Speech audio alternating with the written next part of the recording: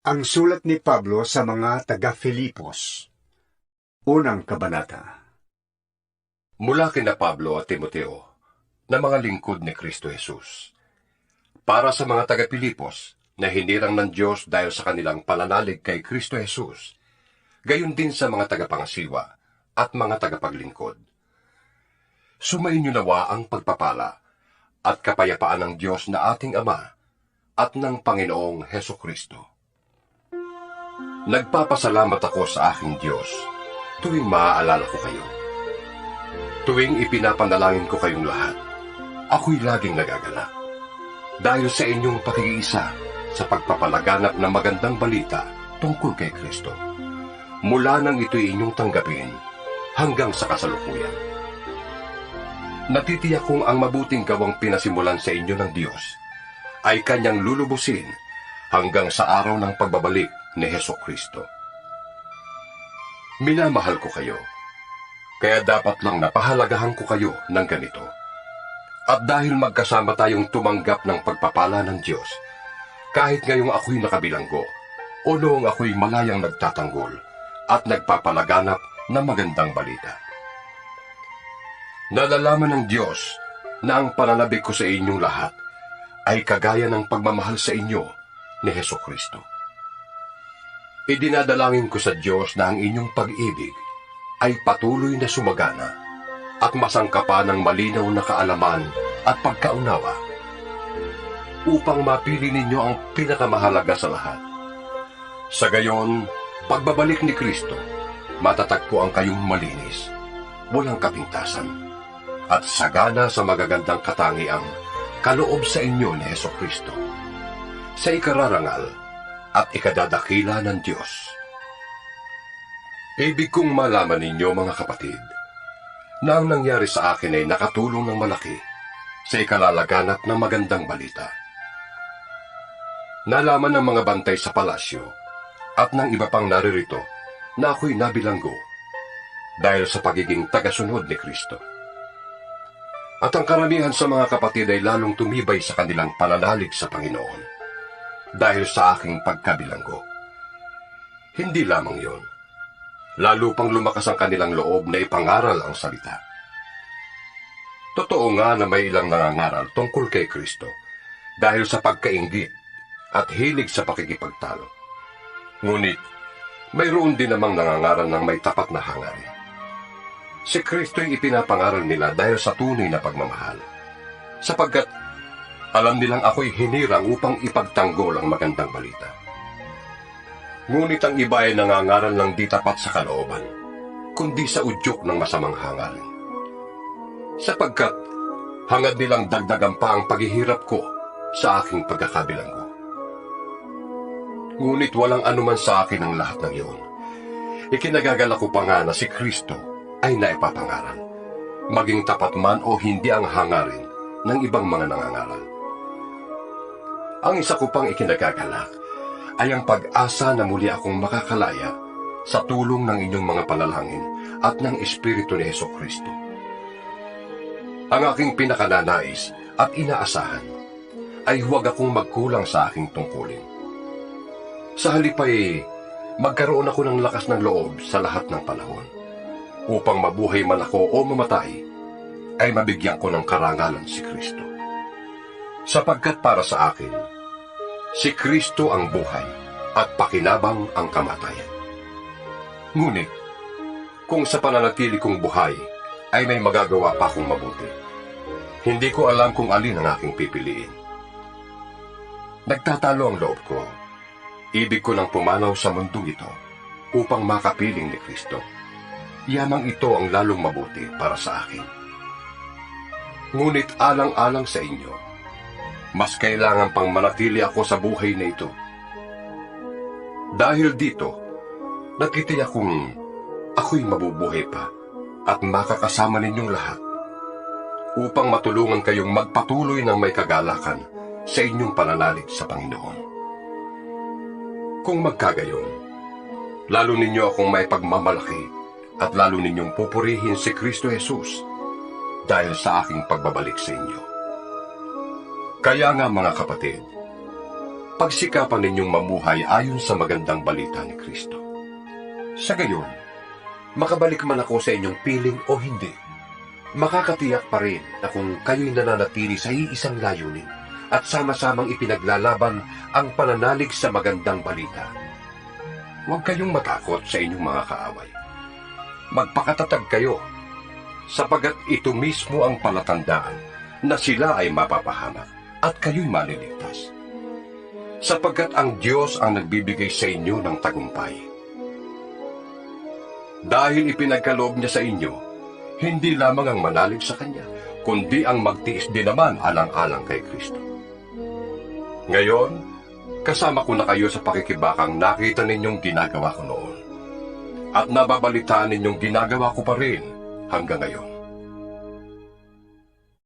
Ikalawang kabanata. Nagbibigay ba sa inyo ng kasiglahan ng buhay na nakaugnay kay Kristo? Naaaliw ba kayo ng Kanyang pag-ibig? May pagkakaisa ba kayo sa Espiritu Santo? Kayo ba'y may habag at malasakit na magtulungan? Kung gayon, lubusin ninyo ang aking kagalakan.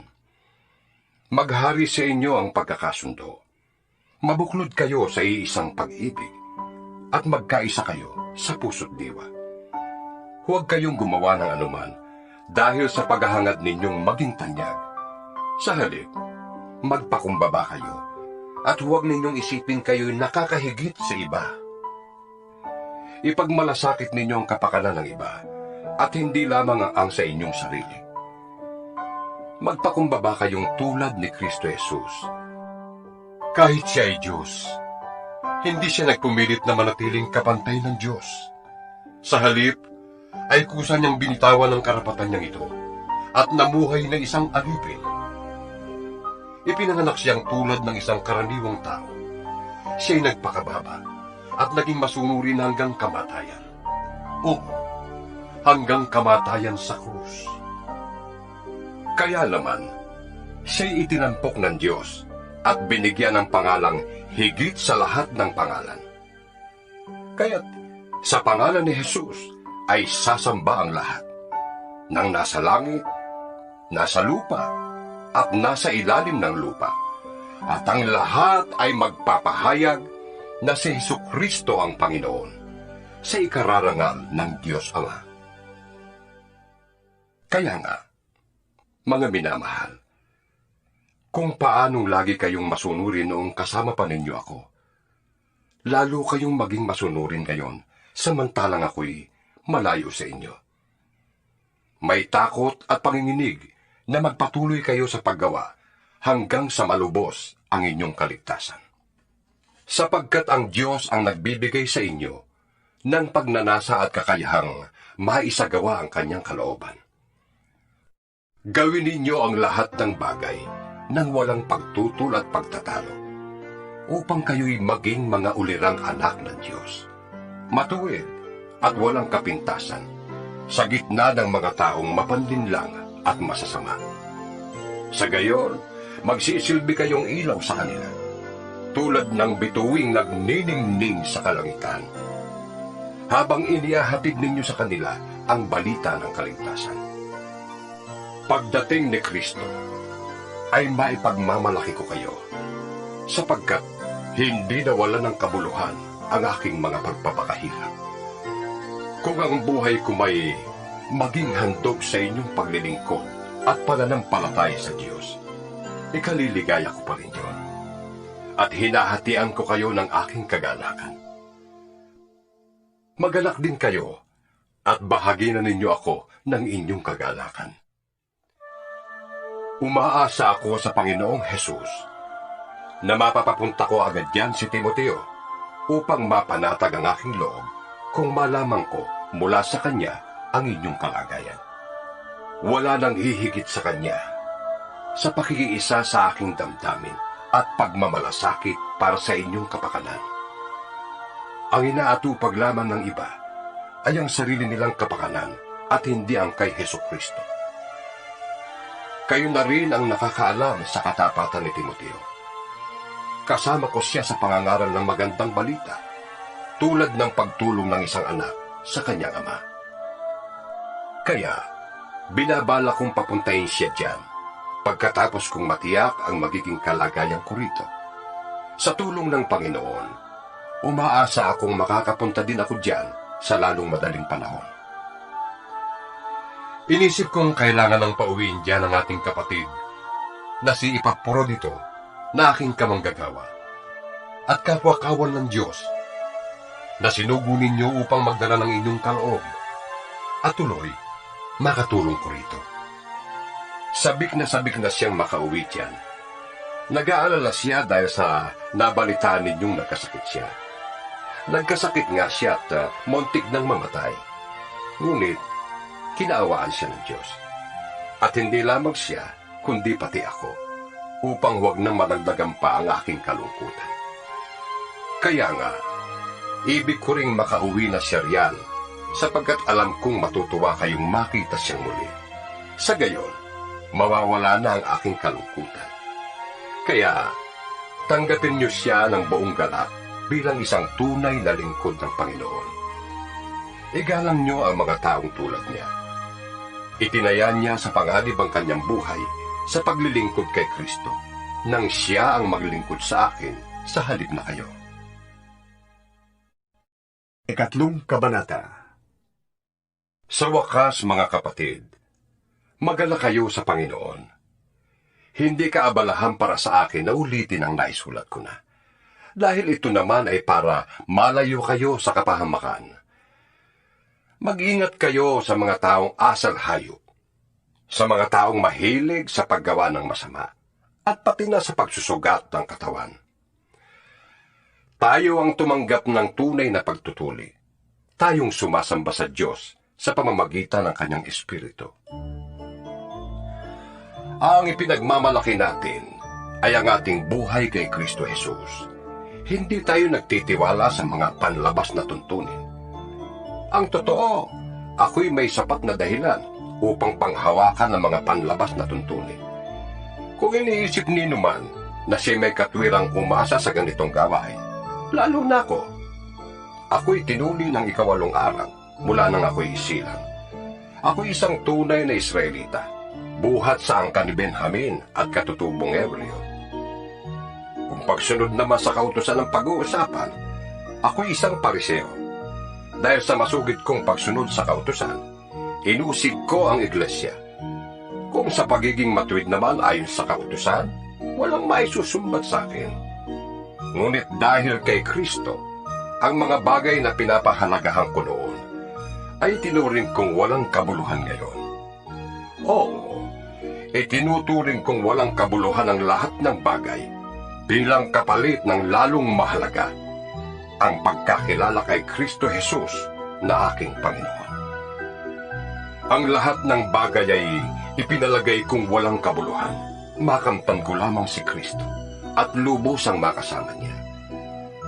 Ang aking pagiging matuwid ay hindi sa pamamagitan ng pagsunod sa kautusan, kundi sa pananalig kay Kristo. Ang pagiging matuwid ko ngayon buhat sa Diyos sa pamamagitan ng pananampalataya. Ang tanging hangarin ko ngayon ay lubusang makilala si Kristo, maranasan ang kapangyarihan ng kanyang muling pagkabuhay, makibahagi sa kanyang mga hirap, at maging tulad niya sa kanyang kamatayan, upang ako man ay muling mabuhay mula sa mga patay. Hindi sa nakamtang ko na ang mga bagay na ito. Hindi rin sa ako'y ganap na. Ngunit, sinisikap kong makamtan ng gantimpala, yamang ito ang dahilan kung bakit ako'y tinawag ni Kristo Jesus. Mga kapatid, hindi ko ipinapalagay na nakamit ko na ito. Ngunit, isang bagay ang ginagawa ko. Nililimot ko ang nakaraan at sinisikap na marating ang layuning nais kong makamtan. Nagpapatuloy nga ako tungo sa hangganan upang makamtan ang gantimpala ng pagkatawag sa akin ng Diyos sa pamamagitan ni Kristo Jesus, ang buhay na hahantong sa langit. Ganyan ang dapat na maging kaisipan natin mga matatag na sa pananampalataya. Kung hindi ganito ang inyong paniniwala, ipapaunawa yan sa inyo ng Diyos. Ang mahalaga lamang ay ipagpatuloy natin ang ating natutuhan. Mga kapatid, tumulad kayo sa halimbawang ipinakita ko sa inyo. Pagkukulan ninyo ng pansin ang lahat ng sumusunod sa aming halimbawa. Tulad ng malimit kong sabihin sa inyo, at ngayoy luhaang inuulit ko. Marami ang namumuhay bilang mga kaaway ng krus ni Kristo. Kapahamakan ang kahihinatnan nila, sapagkat ang dinidyos nila ay ang hilig ng kanilang katawan. Ikinararangal nila ang mga bagay na dapat sana nilang ikahiya. At wala silang iniisip, kundi ang mga bagay na makalupa. Ngunit, ang langit ang tunay na timbayan. Doon magmumula ang tagapagligtas na hinihintay natin ang may pananabik. Ang Panginoong Hesukristo. Babaguhin niya ang ating katawang lupa na may kahinaan upang maging malwalhati tulad ng kanyang katawan sa pamamagitan ng kapangyarihang ginamit niya sa pagpapasuko sa lahat ng bagay. Ika-4 na kabanata. Kaya nga, mga kapatid kong minamahal at pinapanabikan, aking kagalakan at karangalan, magpakatatag kayo sa inyong pamumuhay na nakaugnay sa Panginoon. Nakikiusap ako kina Euodia at Syntyche na sila'y magkasundo na bilang magkapatid sa Panginoon. Ipinapakiusap ko rin naman sa iyo, tapat kong kasama, na tulungan mo ang dalawang babaeng ito. Sila man ay nakatulong ko sa pagpapalaganap ng magandang balita, kasama ni Clemente at ng iba pang kamanggagawa ko. Ang pangalan nila ay nakasulat sa aklat ng buhay. Magala kayong lagi sa Panginoon. Inuulit ko, magala kayo. Ipadama ninyo sa lahat ang inyong kagandahang loob. Malapit nang dumating ang Panginoon. Huwag kayong mabalisa tungkol sa anumang bagay. Sa halip, hingin ninyo sa Diyos ang lahat ng inyong kailangan sa pamamagitan ng panalangin may pasasalamat. At ang kapayapaan ng Diyos na hindi kayang maunawaan ng tao, ang mag-iingat sa inyong puso at pag-iisip dahil sa inyong pakikipag-isa kay Kristo Jesus. Bilang pagtatapos, mga kapatid, dapat maging laman ng inyong isip ang mga bagay na karapat-dapat at kapuri-puri, mga bagay na totoo, marangal, matuwid, malinis, kaibig-ibig at kagalang-galang. Isagawa ninyo ang lahat ng inyong natutuhan, tinanggap, narinig, at nakita sa akin. Sa gayon, sa inyo ang Diyos na nagbibigay ng kapayapaan. Labis akong nagagalak sa Panginoon, sapagkat pagkaraan ng mahabang panahon, minsan pang ipinamalas ninyo ang inyong pagmamalasakit sa akin. Alam kong hindi ninyo ako nalilimutan.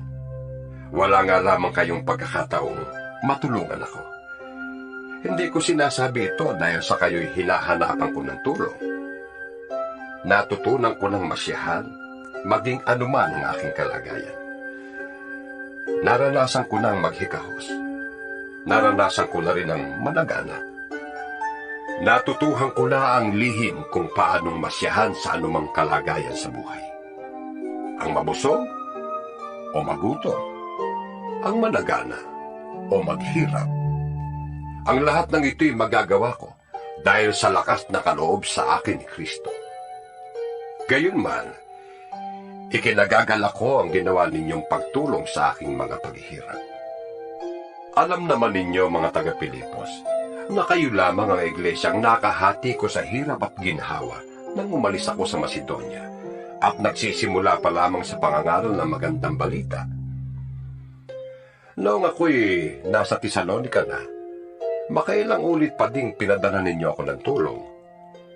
Hindi sa hangad kong laging tumanggap ng mga kaloob, kundi Ang nais ko ay makatanggap kayo ng masaganang gantimpala. Narito ngayon ang katibayan ng labis-labis na kaloob ninyo sa akin. Higit pa sa pangangailangan ko ang tulong ninyo sa akin na dala ni Epaprodito.